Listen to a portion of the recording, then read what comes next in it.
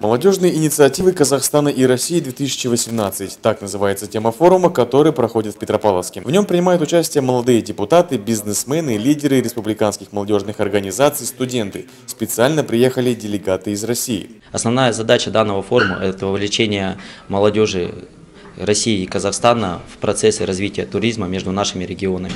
Буквально недавно прошел большой форум, 15-й, с участием глав государств, и сразу же подхватили эту инициативу молодежь Казахстана и России. Но в первую очередь мы расскажем по туризму, это Имантау-Чалкарская зона, которая сейчас у нас активно развивается, и, естественно, Байтай, у нас культура, где появилась впервые домашняя лошадь, об этом не все знают. Обсуждают не только туризм и бизнес, говорят о волонтерстве в рамках проекта развития молодежного корпуса и науки и техники. Петр Козлов приехал из Омска, сегодня делится опытом в IT-сфере. Он разработал свой проект «Умный дом». Умный дом – это система, при помощи которой происходит автоматизация, как называем, домашняя автоматизация, управление светом, климатом, теплым полом, защита от протечек, создание сценариев наподобие «Доброе утро, добрый вечер». И управление происходит через смартфоны либо планшеты.